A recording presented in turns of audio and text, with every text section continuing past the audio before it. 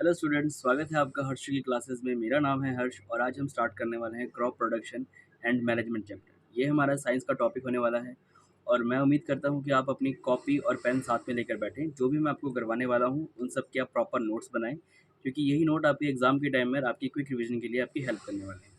तो चलिए ज़्यादा टाइम बर्बाद ना करते हुए वीडियो को स्टार्ट करते हैं। सबसे पहला टॉपिक है हमारे पास कि क्रॉप एक्चुअली में क्रॉप होती क्या है। सो अगर हम डेफिनेशन की बात करें प्रॉपर, इसके नोट्स आपको बनाने हैं। Plants of the same kind that are grown and cultivated as a source of food in a large cultivable land is called a crop. Normally क्या है कि एक फर्टाइल लैंड, जैसे आपने खेतों में देखा होगा, उन खेत में जिस भी टाइप की क्रॉप उगाई जाती हैं फार्मर्स के द्वारा, उसको हम बोलते हैं क्रॉप। ये हमारी अलग अलग टाइप्स की हो सकती है, अलग अलग कैटेगरीज को। जैसे आप एग्जांपल ले लेते हैं, हम for example rice, wheat, cotton, ये सारे हमारे एग्जांपल्स हैं। अगर हम इन सारे क्रॉप्स को कैटेगरी वाइज बांटें तो ये टिपिकली दो कैटेगरीज में बढ़ती हैं।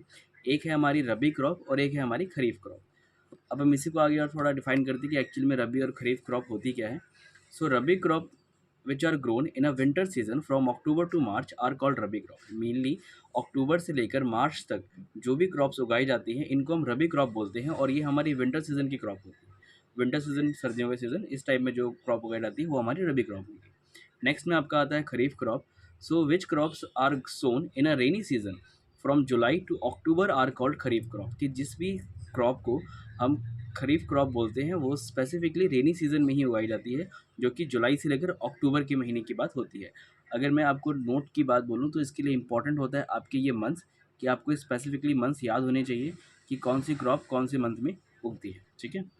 सो चलिए हम नेक्स्ट आगे बढ़ते हैं। नेक्स्ट आपका आता है प्रिपरेशन ऑफ सॉइल। ठीक है। अब मैं जो जो आपको टॉपिक्स ऊपर मेंशन कर रहा हूँ उन टॉपिक के आपको प्रॉपरली कॉपी में नोट्स बनाने हैं।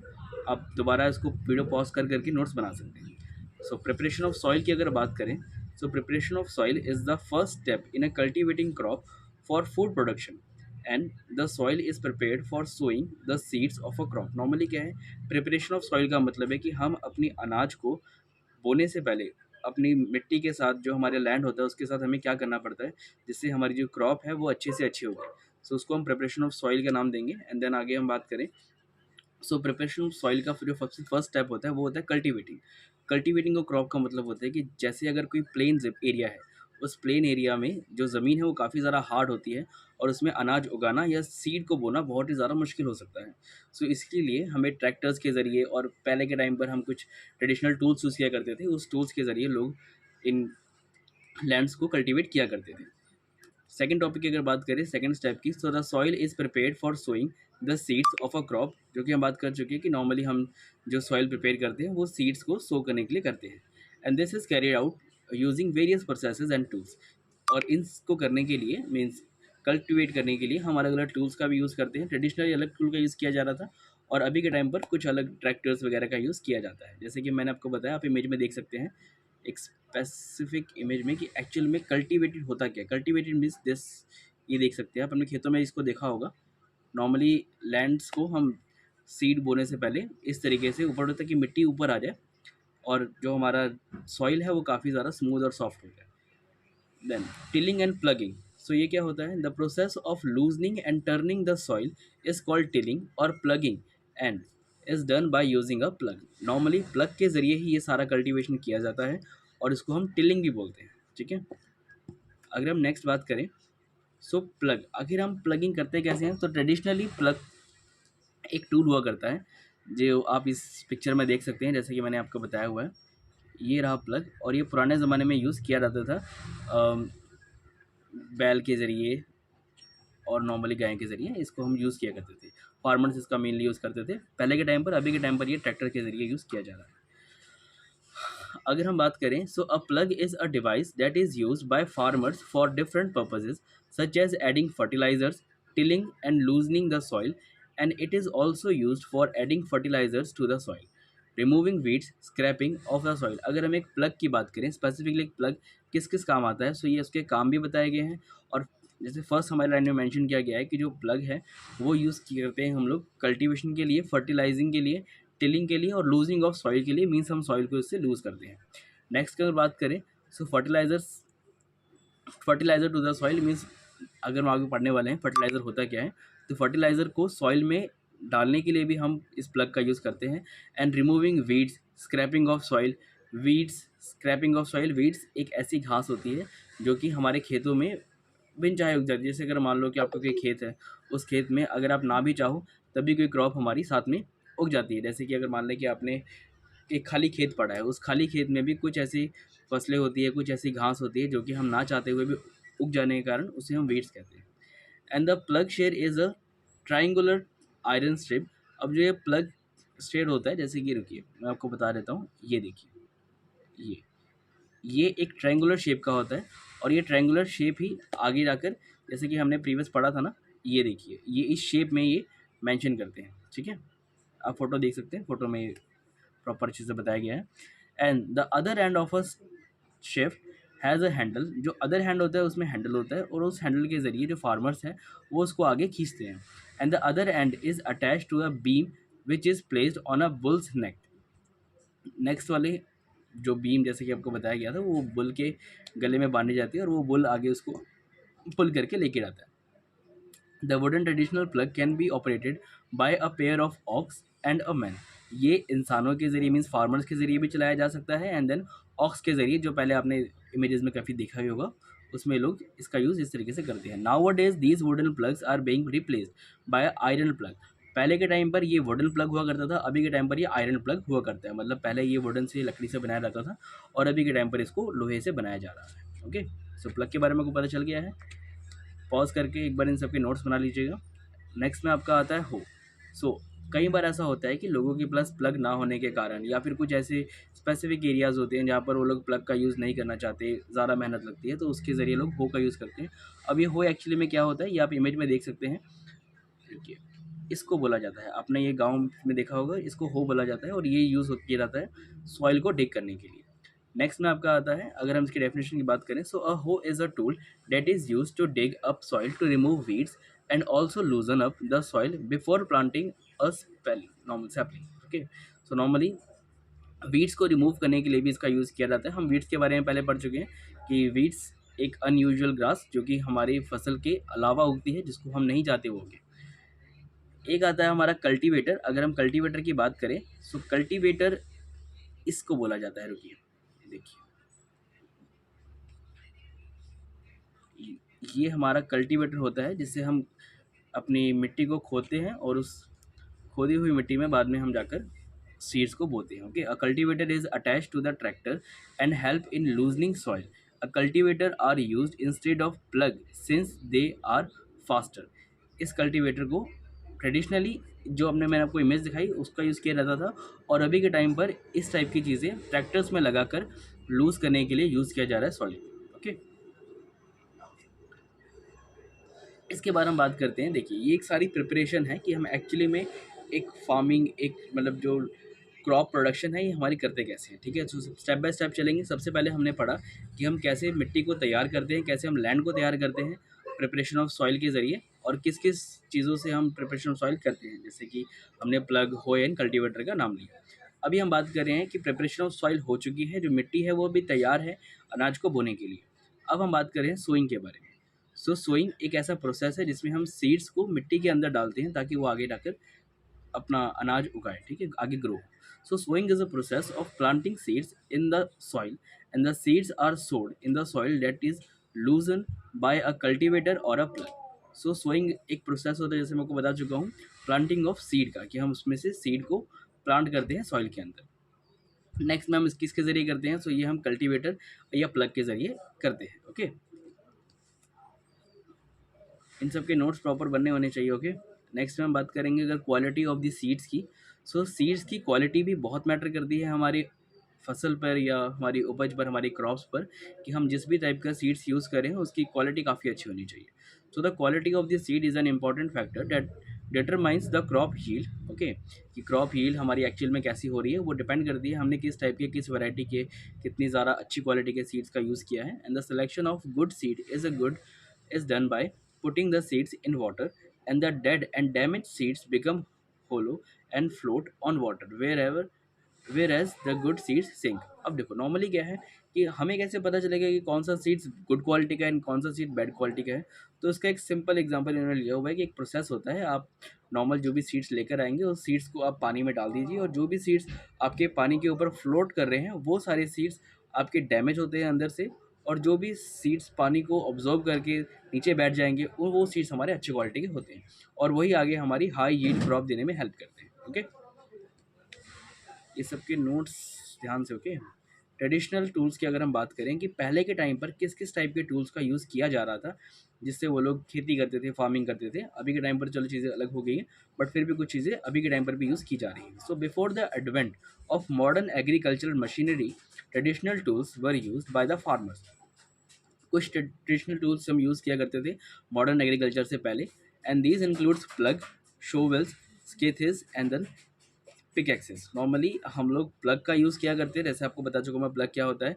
शोवेल्स, स्कैथेस एंड पिक एक्सेस, जो मैंने आपको ये इमेज दिखाई हुई है, इस इमेज में ये सारे टूल्स मौजूद हैं, आप इसको गौर से देख सकते हैं पॉज करके। And the traditional tool use to sow the seeds was like a funnel. और जो ट्रेडिशनल हमारा टूल था जिसको हम सीड्स को ज़मीन के अंदर डालने के लिए यूज़ किया करते थे, उसको हम बोलते हैं फनल। वो एक फनल टाइप का होता है, जैसे एक तेल डालने के लिए यूज़ करते हैं ना, एक फनल्स ऊपर से बड़ा होता है नीचे से थोड़ा छोटा होता है, इस टाइप का यूज़ हम पुराने ज़माने में किया करते थे सीड्स को मिट्टी के अंदर डालने के लिए। And once seed were put into the funnel, they would go into 2 or 3 tubes having sharp ends. ठीक है, वो शार्प एंड के जरिए उस सॉइल के अंदर चले जाते थे। And the ends will pierce into the soil and place the seeds there. ठीक है, नॉर्मली क्या था, वो जो एंड था उस फनल का, वो सीड्स को ज़मीन के अंदर सो कर देता था, और आगे जाकर फिर वो मिट्टी से ढक देते थे उसको। नेक्स्ट में अगर हम बात करें सीड ड्रिल के बारे में, so seed drills are used for sowing with the help of tractor, and it ensures that seeds are sown uniformly at a particular depth and are covered by soil after sowing। Normally क्या है, देखिए अभी के time पर हमने पहले पढ़ा था कि हम ट्रेडिशनली किस किस चीज़ का यूज़ कर रहे थे, किस किस टूल का यूज़ कर रहे थे। अभी हम पढ़ते हैं कि हम ट्रैक्टर का यूज़ किस टाइप से कर रहे थे अभी की फार्मिंग में।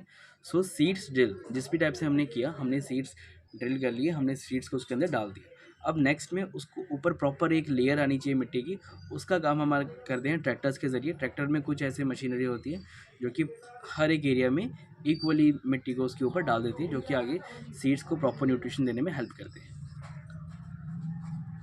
अगर हम नर्सरी की बात करें, so a nursery is a place where young plants and trees are grown for planting.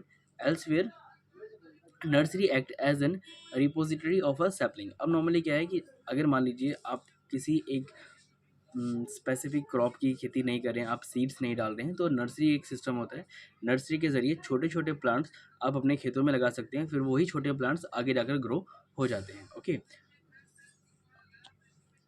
Next अगर हम बात करें, so germination of seeds happens when the seed is sown in the land and watered, a plant starts to emerge from the seeds and starts to grow. Normally क्या है, देखिए सबसे पहले हमने बात की, रिकैप कर रहे हैं। ओके, सबसे पहले हमने बात की प्रिपरेशन ऑफ सॉइल की, मिट्टी तैयार की हमने। नेक्स्ट में हमने बात की कि हमने सीड्स उसमें डाली। अब हम बात करें जर्मिनेशन ऑफ सीड्स की, कि वही सीड आगे स्प्राउट्स में कन्वर्ट हो रहे हैं, वही सीड्स आगे ग्रो हो रहे हैं। Okay, so germination of seeds के अंदर आता है कि वो जो हमने सीड लैंड के अंदर डाले थे, उसमें वाटर डालने के बाद वो सीड्स आगे ग्रो होना स्टार्ट होते हैं, और वो हमें हल्का से लैंड के ऊपर दिखाई देना स्टार्ट होते हैं। अब जो हमारे लैंड के ऊपर सीड्स ग्रो हुए हमारे स्प्राउट्स है, वो हमें दिख रहे हैं। अब वो एक अच्छी गुणवत्ता के पेड़ बने, जैसे हमने स्प्राउट्स तो काफ़ी एरिया में देखे हैं, बट ये थोड़ी कि हर स्प्राउट एक ट्री, एक क्रॉप बन जाता है। तो उसके लिए हमारी कमी क्या रह जाती है कि कई बार हम उसमें लोकली, फार्मर्स की बात नहीं कर रहा मैं, लोकली हम उसमें मैन्यूअर्स या फर्टिलाइज़र का यूज़ नहीं करते, इसलिए वो आगे ग्रो नहीं करते। अगर हम खेतों की बात करें फार्मर्स की, तो वो उसमें मैन्यूअर्स एंड फर्टिलाइज़र्स का यूज़ करते हैं।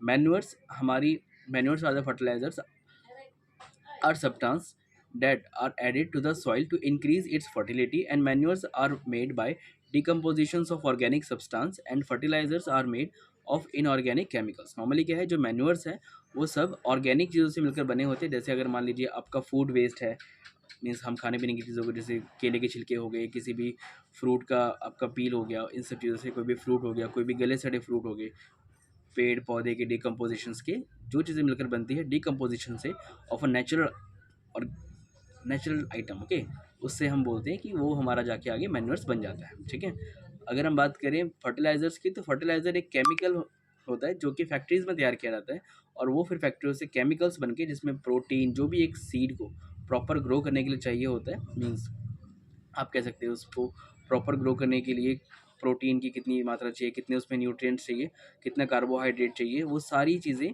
एक केमिकल्स के द्वारा मिक्स करके फर्टिलाइज़र्स को बनाया जाता है, जिसके अंदर वो सारी चीज़ें मौजूद होती हैं। इसके नुकसान भी है और फ़ायदे भी हैं। जैसे मैंने आपको फ़ायदा बताया कि यह क्रॉप को अच्छे से ग्रो करने में हेल्प करता है। उसके अलावा इसके बहुत सारे नुकसान भी हैं, वो हम आगे अभी पढ़ेंगे। एंड मैन्योर्स का कोई नुकसान नहीं है, इसका फ़ायदा ही है, बट ये है कि मैन्योर्स क्योंकि ऑर्गेनिक चीज़ों से मिलकर बना होता है, इसलिए इसको बनने में थोड़ा टाइम लगता है। ओके,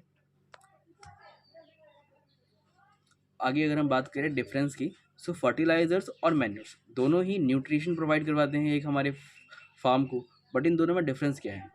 सबसे पहला है कि न्यूट्रिएंट्स फ्रॉम आर्टिफिशियल सोर्सेज। जो भी हमारा न्यूट्रिएंट्स है वो आर्टिफिशियल सोर्सेज मीन्स केमिकल्स के द्वारा हमें प्रोवाइड होता है। अगर हम मैन्योर्स की बात करें, सो न्यूट्रिएंट्स फ्रॉम नेचुरल सोर्सेज, कि हमें जितने भी न्यूट्रिएंट्स हैं वो नेचुरल सोर्स के ज़रिए मिलते हैं। नेक्स्ट में अगर बात करें फर्टिलाइजर्स की, सो ये एक मिनरल ओरिजिन है।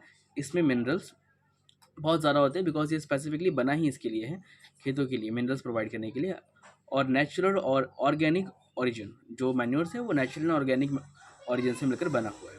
फर्टिलाइजर्स हाई न्यूट्रिएंट कंटेंट है, इसके अंदर न्यूट्रिएंट की मात्रा बहुत ज़्यादा होती है। और अगर मैन्योर्स की बात करें तो वहाँ पर डिकम्पोज होने के बाद कुछ वेस्ट चीज़ें भी निकल जाती है, जो कि हमारे सॉइल के लिए या फिर हमारे पौधे के लिए बहुत ज़्यादा अच्छी नहीं है, वेस्ट है, बट फिर भी हम इसका यूज़ उसमें कर देते हैं बिकॉज ये नेचुरल है। So low nutrient compare to fertiliser. अगर हम कंपेयर करें कि दोनों में से न्यूट्रिशन किस में ज़्यादा होता है, सो फर्टिलाइजर्स के कंपैरिजन में मैन्योर्स में न्यूट्रिशन बहुत ज़्यादा होता है, सॉरी फर्टिलाइजर में ज़्यादा होता है, मैन्योर्स में कम होता है।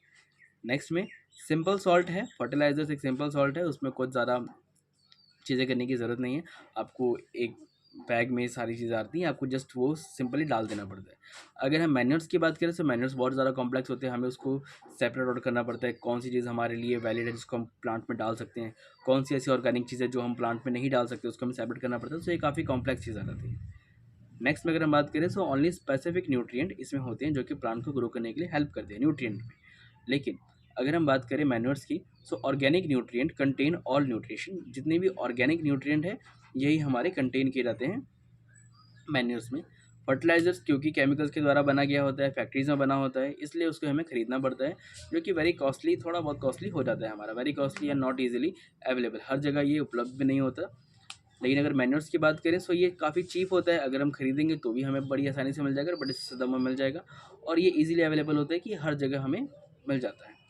फर्टिलाइजर्स रेडीली अवेलेबल, फर्टिलाइजर्स जैसे आपको दिया जाता है वैसे आप उसका यूज़ कर सकते हो, उसमें आपको कोई भी ज़्यादा छेड़छाड़ करने की ज़रूरत नहीं होती। बट अगर हम मैन्योर्स की बात करें, so slow release of nutrition, इसको मिट्टी में डालने के बाद भी एक प्लांट को ऑब्जर्व करने में थोड़ा टाइम लगता है, न्यूट्रिशन को ऑब्जर्व करने में। ओके, फिर इसे एक बार देख लेते हैं। फर्टिलाइजर्स केमिकल्स के द्वारा बने गए होते हैं, मैन्योर्स नेचुरल द्वारा बने गए होते हैं। मिनरल्स की मात्रा फर्टिलाइजर्स में ज़्यादा होती है और मैन्योर्स में थोड़ी सी कम होती है। एक हाई न्यूट्रिएंट होता है फर्टिलाइज़र, मैन्योर्स एक लो न्यूट्रिएंट होता है। सिंपल सॉल्ट होता है फर्टिलाइजर्स, और जो मैन्योर्स है वो हमारा वेरी कॉम्प्लेक्स सॉल्ट है। ओनली स्पेसिफिक न्यूट्रिएंट्स में होते हैं जो कि हमारे प्लांट के लिए कंपलसरी या ज़रूरी है, फर्टिलाइजर्स के अंदर होते हैं, और मैन्योर्स में कुछ ऐसे न्यूट्रिएंट होते हैं जो कि हमें ज़रूरी नहीं है, बट फिर भी हम उसका यूज़ कर देते हैं। प्राइस के बारे में बात करें तो फर्टिलाइज़र एक वेरी कॉस्टली चीज़ होती है, जबकि मैन्योर्स ज़्यादा कॉस्टली नहीं होता, चीप होता है और हर जगह अवेलेबल मिल जाता है। न्यूट्रिएंट फर्टिलाइज़र्स को हम बहुत ही मतलब रेडी टू मेड होते हैं, जैसे हम लाते हैं उसी तरीके से उसको यूज़ भी कर सकते हैं। बट जो मैन्योर्स है उसको हमें ऑब्जर्व करवाने में प्लांट को काफ़ी थोड़ा टाइम लग जाता है। ओके, नेक्स्ट की बात करते हैं डिसएडवांटेजेस ऑफ यूजिंग फर्टिलाइजर्स। तो जैसे कि मैंने आपको पहले बताया था कि फर्टिलाइजर्स क्योंकि केमिकल्स के द्वारा बना गया होता है, इसलिए उसका कुछ डिसएडवांटेजेस भी होता है। So excessive use of fertilisers can cause pollution.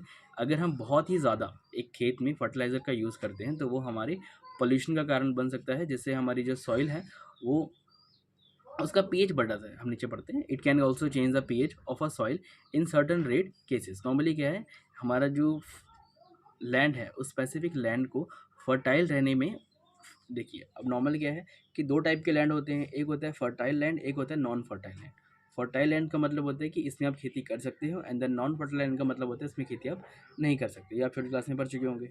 Fertile land और नॉन फर्टाइल लैंड में दोनों में डिफरेंस एक्चुअल में क्या है कि फर्टाइल लैंड का पीएच जो होता है वो खेती के लिए प्रॉपर होता है, बट नॉन फर्टाइल लैंड का पीएच काफ़ी ज़्यादा इरोजन, पॉइजनस, और उसमें हम खेती नहीं कर सकते, उसमें काफ़ी ज़्यादा डिफिकल्टीज आती हैं। ओके, सो अगर हम फर्टिलाइज़र का ज़्यादा यूज़ करते हैं जिसकी वजह से हमारा जो सॉइल है उसमें केमिकल्स की मात्रा ज़्यादा हो जाती है, उसका पीएच ज़्यादा बढ़ जाता है, जिसके कारण उसमें आगे फसल उगाना मुश्किल हो जाता है। ओके, सो ये उसके डिसएडवांटेजेस है फर्टिलाइजर्स के। नेक्स्ट में अगर हम बात करते हैं लीविंग द लैंड फैलो। अब देखिए, नॉर्मली क्या है, हमने बात कर ली कि हाँ हम लैंड में अपनी खेती लगा रहे हैं एंड देन उसका यूज़ कर रहे हैं, बट स्टार्टिंग में हमने पढ़ा था रबी क्रॉप, खरीफ क्रॉप। अब ये क्योंकि स्पेसिफिक होता है, कोई फसल 3 महीने की, कोई फसल 6 महीने की होती है। हम अज्यूम करते हैं कि एक फसल है 6 महीने की। अगर हमने मान लो कि एक लैंड में 6 मंथ्स के लिए एक फसल को लगाया, और उसके बाद नेक्स्ट जैसे ही वो रबी क्रॉप हमारी ख़त्म होगी, हमने उसी के नेक्स्ट हमारा जो खरीफ क्रॉप का सीज़न आया, रेनी सीज़न आया, सो हमने उसमें नेक्स्ट खरीफ क्रॉप लगा दी। अब इससे क्या होगा, क्योंकि हम टाइम टू टाइम उसको, मीन्स जितने भी हमारे न्यूट्रिएंट्स थे उस लैंड में, वो तो उस रबी क्रॉप ने ऑब्जॉर्व कर लिए थे। अब जब हम खरीफ क्रॉप लगा रहे हैं तो उसमें न्यूट्रिएंट्स बचे ही नहीं है, ना ही कोई प्रोटीन, न्यूट्रिएंट, कार्बोहाइड्रेट जो भी उसको चाहिए था वो सब उसमें अभी तक नहीं हुआ है, मौजूद नहीं है लैंड में।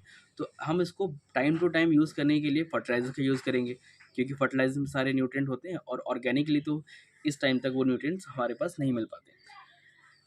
इसका एक स्पेसिफिक रीज़न है, इससे हमारी जो क्रॉप है वो सारी ख़राब हो सकती है।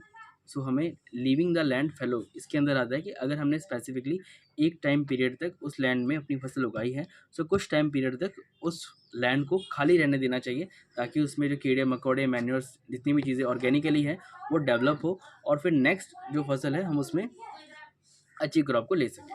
सो when land is left fallow for a certain period of time, the land replaces its nutrient by itself. Normally क्या है कि जो लैंड है अगर हम उसे एक सर्टेन टाइम तक छोड़ देंगे खाली, सो वो अपने न्यूट्रिएंट्स को खुद ब खुद बना लेती है, ओके, बिल्डअप कर लेती है।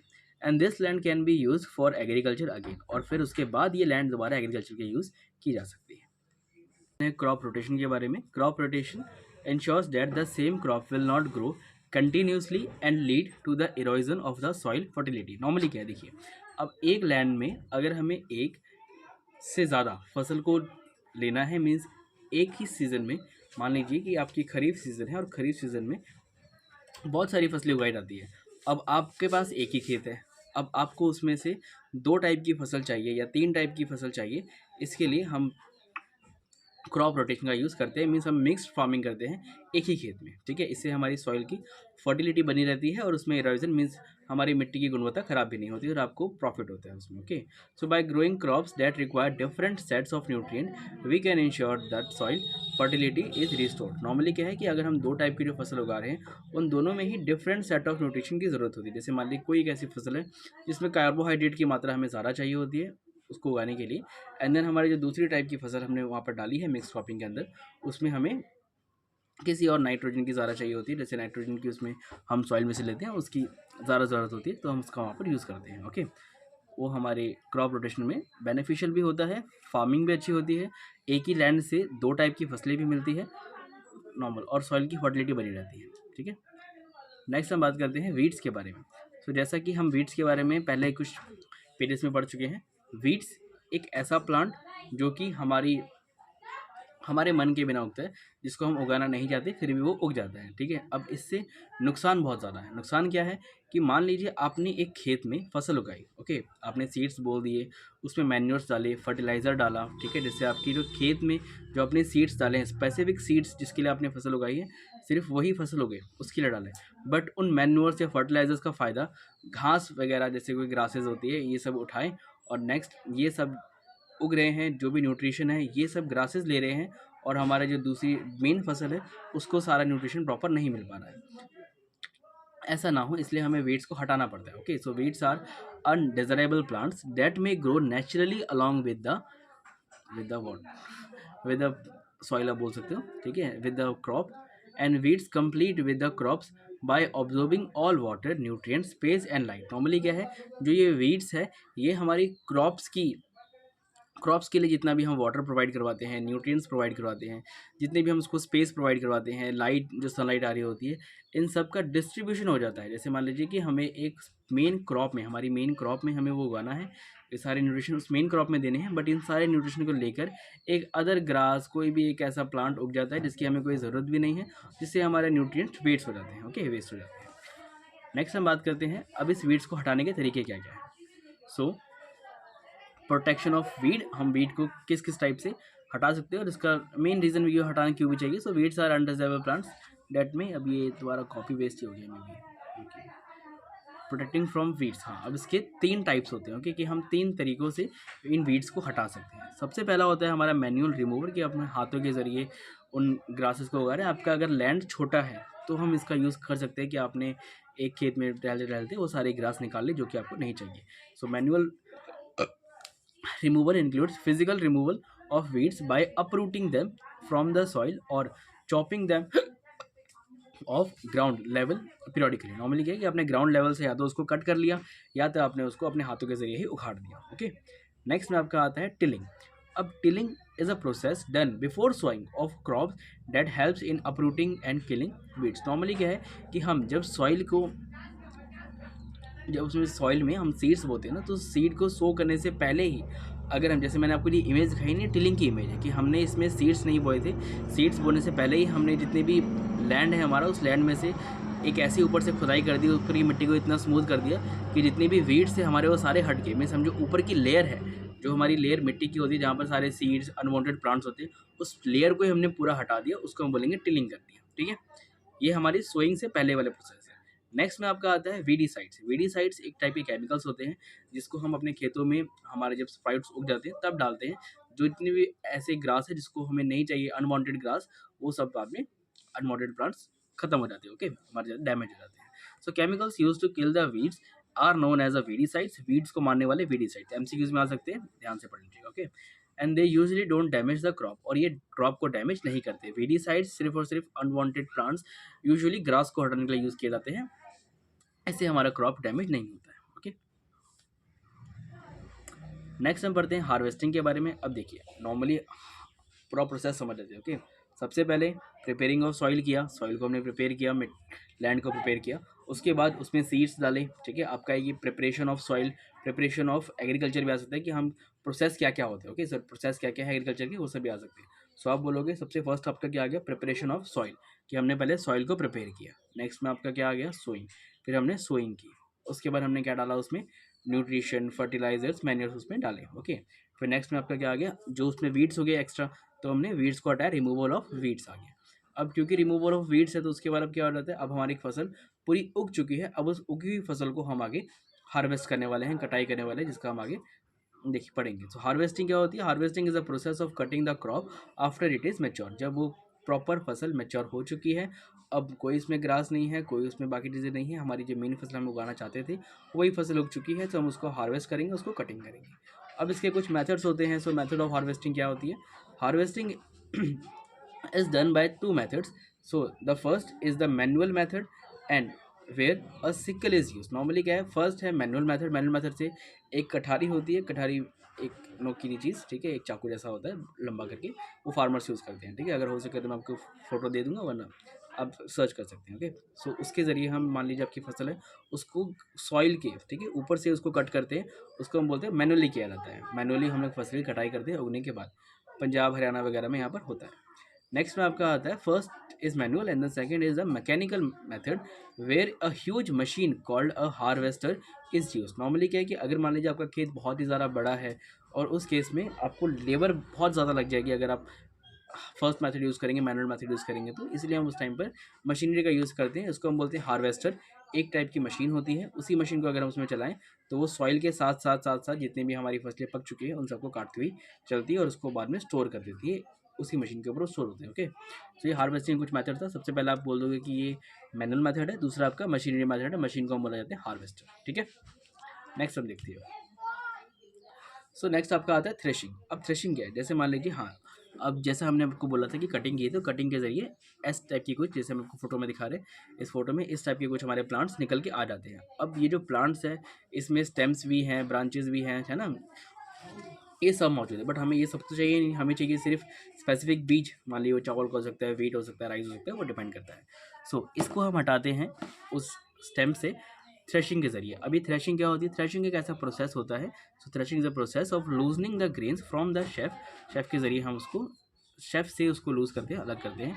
And while it can be done manually, machine is use for separate all the grain seeds these days. Normally क्या है कि पहले के टाइम पर या आज भी कोई भी अगर छोटा खेत है, कोई भी ऐसा फार्मर है जो कि छोटे पैमाने पे खेती कर रहा है सिर्फ अपने घर के लिए या फिर थोड़ा सा अनाज बाहर बेचने के लिए, तो वो हाथों से के ज़रिए इसको ज़मीन पर मार के या फिर किसी स्पेसिफिक चीज़ पर, जैसे फोटो में दिखाया जा रहा है, उस पर मार कर इन सीड्स को अलग कर सकता है। अगर मान लीजिए कि बहुत बड़ा पैमाना है, बहुत बड़ा लैंड है, तो उस केस में हम मशीन का यूज़ करते हैं। ठीक है, मैनुअली भी होते हैं ये काम, मशीनरी के द्वारा भी किया जाता है। इसको हम थ्रेशिंग बोलते हैं। ठीक है, तो थ्रेशिंग का मेन मतलब है कि आप सीड्स को, सॉरी, जो मेन हमारा क्रॉप है उस क्रॉप को स्टेम से अलग कर रहे हैं। ठीक है, नेक्स्ट अगर हम बात करें विनोइंग की, सो विनोइंग एक ऐसा प्रोसेस है जिसमें जो हमने सीड्स अलग कर लिया, अब उसमें भी कुछ होते हैं जो कि वेस्ट, दाना, कचरा वगैरह आता है, तो उसको हम अलग कैसे करते हैं? विनोइंग के ज़रिए होता है। एक इसमें हम हवा पास करते हैं, वो ऊपर से भी कर सकते हैं, जैसे यहाँ पर फोटो में दिखाया जा रहा है कि या तो जैसे नॉर्मल अपने गाँव में घरों में देखा होगा, इस टाइप से हम अनाज को छाटते हैं कचरा बाहर करने के लिए। एक होता है कि हम ऊपर से बहुत ही बड़े पैमाने पर इसको हवा के ज़रिए हमें, जो हवा के ज़रिए सारे जितने भी पार्टिकल्स हैं वो अलग हो जाते हैं, जो भी हमें अनवांटेड पार्टिकल्स हैं जो नहीं चाहिए होते। So winnowing is a process that separates grain seeds from the chaff using the help of wind. हवा के जरिए अलग किए जाते हैं, and then due to the wind, the lighter chaff flies away and the heavier grains fall down. इसमें क्या होता है? जो लाइटर शेफ होते हैं, छोटे मोटे दाने होते हैं, हल्के होने के कारण वो हवा के जरिए उड़ जाते हैं, एंड देन जो भारी ग्रेन है, एक्चुअल में ग्रेन है, हमारा क्रॉप है, वो आगे नीचे बैठ जाता है। ओके, नेक्स्ट हम बात करते हैं विनोइंग के बाद स्टोरेज की। सो नॉर्मली फसल बन चुकी है, फसल कट चुकी है, उसको अलग भी कर दिया गया है। अब हम बात करेंगे कि उसको हम स्टोर कैसे करते हैं। स्टोरेज के लिए, so storage is a grain is an important step in agriculture and after harvesting, sorry, so अब हम बात करते हैं स्टोरेज के बारे में। तो storage of a grain of an important step in agriculture, कि एग्रीकल्चर में मान लो हमने सब कुछ कर लिया है अभी तक, नॉर्मली हम हार्वेस्टिंग कर चुके हैं, है ना, सब चीज फसल हमारी पक चुकी है। अब वो पकी हुई फसल को हम कैसे स्टोर करते हैं, वो हमारा स्टोरेज में आता है। So after harvesting step the ready grains are stored in granaries or silos. Granaries क्या होती है? जिस एक स्पेसिफिक रूम में हम अपने सारे ग्रेन्स को, पके हुए जो हमारा फुल बैग में बने होते हैं, उन ग्रेन को रखते हैं, उसको हम ग्रेनरीज बोलते हैं। मीन्स वो ऐसा रूम जहाँ पर सारी ग्रेन्स पड़ी होती है। अब the grains have to be stored in a dry place that does not have a donant or rodent or fungal infestations. Normally क्या है कि हमें एक ऐसे रूम में उसको रखना चाहिए जो रूम ड्राई हो, ठीक है, जहाँ पर किसी भी टाइप के रोडेंट्स, कीड़े मकोड़े या फिर किसी भी टाइप की फंगल लगने के चांसेस ना हो। ओके, नेक्स्ट में आपका आता है fumigations of storage places is carried out to make it free from microbes. अब फर्मिगेशन क्या होता है? एक टाइप का केमिकल का छिड़काव जो हम उस रूम में करते हैं, ताकि हमारे ग्रेन्स रखने के बाद किसी भी टाइप के माइक्रो आप कह सकते हैं, माइक्रोब्स, छोटे मोटे कीड़े मकोड़े उस हमारी फसल में ना लगे, हमारी खेत में, सॉरी, जो हमारे ग्रेन्स हैं उसमें ना लगे। ओके, नेक्स्ट में अगर हम बात करें ग्रेनरीज की, तो ग्रेनरीज के बारे में हम पढ़ चुके हैं। ऐसी एक स्पेसिफिक जगह जहाँ पर हम सारे ग्रेन्स को रखते हैं, उसे हम ग्रेनरी बोलते हैं। तो granary are the place where freshly obtain food grains are stored, वहाँ पर स्टोर करते हैं। ओके, नेक्स्ट में आपका आता है animal husbandry. So animal husbandry के अंदर आपका आता है, ये आपका नेक्स्ट चैप्टर में बहुत ही ज़्यादा अच्छे से डिफाइन किया जाएगा। यहाँ पर इसका छोटा सा टॉपिक है। एनिमल हस्बेंड्री का मेन मतलब होता है कि हम मिल्क, एग और मीट के लिए, मीन्स अपनी प्रॉफिट के लिए फार्मर्स खेती के साथ साथ, फार्मिंग के साथ साथ एनिमल हस्बेंड्री भी करते हैं, इन सब जानवरों को भी पालते हैं। अब उन सब जानवरों से उनको मिल्क मिलता है, एग मिलते हैं, मीट मिलते हैं, जिसको आगे वो बेचकर अपना गुजारा चलाते हैं। Okay, animal husbandry is a management and care of a farm animals for milk, egg or meat, ये सब चीज़ें उनको उसमें से मिलती है। ओके, तो इसी के साथ आपका ये स्पेसिफिक जो आपका चैप्टर था साइंस का, वो पूरा कंप्लीट हो चुका है। साइंस के इस चैप्टर में और कुछ रह नहीं गया है। नोट्स इसके प्रॉपर आपको बने होने चाहिए। अब नोट्स बनने के बाद इन सब की आप एक बार रिवीजन कर लीजिएगा। अगर आप चाहें तो वीडियो को दोबारा पीछे करके एक एक टॉपिक को लिख सकते हैं अच्छे से। एग्ज़ाम के टाइम पर आपके यही नोट्स बहुत काम आने वाले हैं। अगर हम इसके अलावा बात करें, सो ये अभी हमने पढ़ा था चैप्टर के बारे में, फुल चैप्टर एक्सप्लेनेशन हुई थी और एक्सप्लेनेशन में आपने साथ दिया। ओके, नेक्स्ट में हम देखेंगे कि इसके क्वेश्चन आंसर्स क्या क्या आ गए, एमसीक्यूज़ क्या होते हैं, मेजर क्वेश्चन आंसर्स क्या हैं जो आपके टेक्स्ट बुक क्वेश्चन आंसर्स हैं उसको हम आगे नेक्स्ट वीडियो में पढ़ेंगे। इस वीडियो में अभी के लिए इतना ही। नेक्स्ट अगर हम बात करें so crop production and management question answers का फुल एक्सप्लेनेशन वीडियो डिस्क्रिप्शन में आ जाएगा 1-2 दिन में। अगर आप इसको थोड़े दिनों बाद देख रहे हैं वीडियो को तो ऑलरेडी डिस्क्रिप्शन में होगा, आप लिंक पर क्लिक करके क्वेश्चन आंसर की वीडियो को भी देख सकते हैं। और एक बहुत ही इंपॉर्टेंट और ख़ास बात है कि मान लीजिए आपने वीडियो अभी तक देखी है, इट मीन्स कि आपको सारा चीज़ें समझ में आ रही हैं। और ये जो यूट्यूब चैनल है हर्षु की क्लासेस, ठीक है, ये यूट्यूब चैनल स्पेसिफिकली एक ट्यूशन क्लास है। आपने अभी 8th क्लास में एंट्री ले ली है, अब 8th क्लास में साइंस और एसएसटी ये दोनों सब्जेक्ट इसी चैनल में स्टार्टिंग से लेकर एंड तक, मीन्स फर्स्ट चैप्टर से लेकर लास्ट चैप्टर तक, आपके फाइनल एग्जाम्स तक मैं पर्टिकुलरली कोशिश करूँगा कि रेगुलर वीडियोज़ डालूँ। हर एक चैप्टर की normal explanation, question answers SST और साइंस के इस नॉर्मल यूट्यूब चैनल में आएंगे। सो आप मेक श्योर कीजिएगा कि इसको एज ए ट्यूशन ही लें और रेगुलर जितनी भी इसकी अपडेट्स, जितनी भी वीडियोस आती हैं उन वीडियोस को आप रेगुलरली अटेंड करें। ओके, लाइक शेयर सब्सक्राइब करें इस चैनल को। एंड देन किसी भी अगर आपको डाउट है, कोई भी डाउट है इस वीडियो के रिलेटेड, तो आप मुझे कमेंट में कर सकते हैं, मैं आपका डाउट ज़रूर सॉल्व करने की कोशिश करूँगा। थैंक यू, अभी के लिए इतना ही, बाकी चीज़ें हम करते हैं नेक्स्ट वीडियो।